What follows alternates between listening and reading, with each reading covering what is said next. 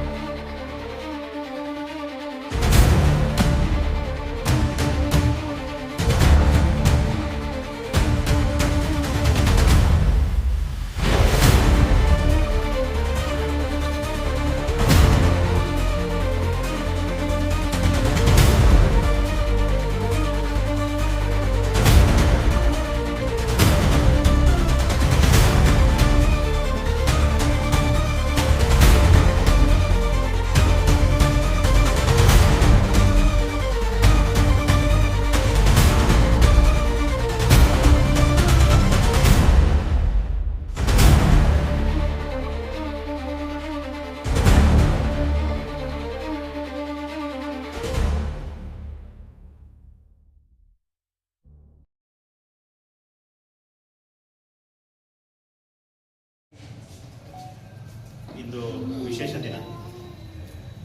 ದೇಶದಾದ್ಯಂತ pulse polio ಕಾರ್ಯಕ್ರಮವನ್ನು ಆರೋಗ್ಯ ಇಲಾಖೆಯ ಒಂದು ಸಹಕಾರದೊಂದಿಗೆ ಹಮ್ಮಿಕೊಳ್ಳಲಾಗಿದೆ.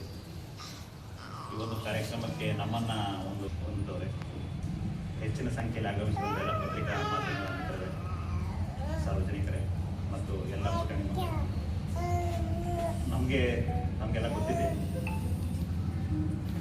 ಬಹುಶಃ ವ್ಯಕ್ತಿಗೆ ಅತ್ಯಗತ್ಯವಾಗಿ ಬೇಕಾಗಿರುವಂತಹ ಬಹಳ ಅತ್ಯಮೂಲವಾಗಿರುವಂತಹ ಒಂದೇ ಒಂದು ಸಂಪರ್ಕ ಅಂತ ಹೇಳಿದ್ರೆ ಆರೋಗ್ಯ. ಬಹುಶಃ ನಾವು ಆರೋಗ್ಯವಾಗಿದ್ದರೆ ಏನು ಬೇಕಾದರೂ ಸಾಧಿಸ್ಬೋದು. ಅದಕ್ಕೆ ಹೇಳೋದು ಆರೋಗ್ಯವೇ ಮಹಾಭಾಗ್ಯ. ಆರೋಗ್ಯ ಅಂತ ಹೇಳಿದ್ರೆ ಅದು ದೈಹಿಕ ಮತ್ತು ಮಾನಸಿಕ ಆರೋಗ್ಯವನ್ನು ನೋಡಿಕೊಂಡಿದೆ. ಇತ್ತೀಚೆಗೆ ಬಹುಶಃ ನಮ್ಮ ಭಾರತೀಯ ದೇಶದಲ್ಲಿ ಆ ರೀತಿಯ ಸಂಖ್ಯೆ ಇಲ್ಲ. ಮೊದಲು ಪೋಲಿಯೋ ಪ್ರಕರಣಗಳು ಭಾಳಷ್ಟು. ಬಹುಶಃ ನಮ್ಮ ಸರ್ಕಾರದ ಮತ್ತು ವಿಶೇಷವಾಗಿ ಆರೋಗ್ಯ ಇಲಾಖೆ ಎಲ್ಲ ಗೌರವಾನ್ವಿತ ವೈದ್ಯರ ಒಂದು ಸಹಕಾರದೊಂದಿಗೆ ಇವತ್ತು ನಮ್ಮಲ್ಲಿ ಪೋಲಿಯೋ ಪ್ರಕರಣಗಳು ಬಹುಶಃ ರಿಪೋರ್ಟ್ ಆಗ್ತದೆ ಭಾಳ ಕಡಿಮೆ ಅನಿಸುತ್ತೆ.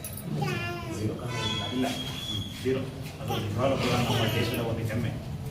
ಏಕೆಂದರೆ ನಾನು ನಮ್ಮ ಸಂಬಂಧಿಕರ ಒಂದು ಇಬ್ಬರನ್ನು ನಾನು ನೋಡಿದಾಗ ಅವ್ರಿಗೆ ಅಂಗವಿಕಲತೆ ಆಗಿಲ್ಲ. ನಾನೇ ತಿಳ್ಕೊಂಡಿದ್ದೆ ಅಂತ ಹೇಳಿದ್ರೆ ಬಹುಶಃ ಗೊತ್ತಾಗಿದೆ ಅಂತ ತಿಳ್ಕೊಂಡಾಗ ಅವ್ರು ಹೇಳಿದ್ದು ಪೋಲಿಯೋ ಪ್ರಕರಣದಿಂದ ಆಯಿತು. ಬಹುಶಃ ನಾವೇನಾದರೂ ಒಂದು ಸ್ವಲ್ಪ ಎಡವುದ್ರೆ, ಅಂದರೆ ಮಗು ಹುಟ್ಟಿದಾಗಿಂದ 5 ವರ್ಷದ ಒಳಗಿನ ಮಕ್ಕಳಿಗೆ ಏನಾದರೂ ನಾವೇನಾದರೂ ಇವತ್ತು ಕಾರ್ಯಕ್ರಮದಲ್ಲಿ ಭಾಗಿಯಾಗ್ತಾರೆ, ಪಲ್ಸ್ ಪೋಲಿಯೋ ಹಾಕಿದರೆ ಏನಾದರೂ ಎಡವುದ್ರೆ ಬಹುಶಃ ನಾಳೆ ಏನಾಗುತ್ತೋ ಗೊತ್ತಿರೋದು. ಆ ಮಗು ನಾಳೆ ಬೆಳೆದು ದೊಡ್ಡವನಾಗಿ ಆ ಜೀವನವೆಲ್ಲ ಪೂರ್ತಿ ಅಂಗವಿಕಲತೆಯಿಂದ ಅನುಭವಿಸುವಂಥ ಪರಿಸ್ಥಿತಿ ಏನೇನೋ ತಂದುಕೊಡೋಕ್ಕೆ ಕಾರಣ ನಾವಾಗ್ತೀವಿ.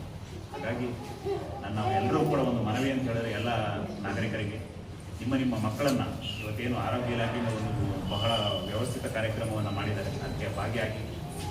ಏಕೆಂದರೆ ಇದು ಸರ್ಕಾರದ ವಿವಿಧ ಕಾರ್ಯಕ್ರಮ. ಬಹಳ ಖುಷಿ ಅಂತ ಹೇಳಿದ್ರೆ ನಾನು ಇವತ್ತು ಪೇಪರ್ ಓದ್ತಿದ್ದೆ. ಈ ಎಂಟೈರ್ ನರಸೀಪುರ ತಾಲೂಕಿನಲ್ಲಿ ಬಹಳಷ್ಟು ವ್ಯವಸ್ಥೆಯನ್ನು ಮಾಡಿದ್ದಾರೆ.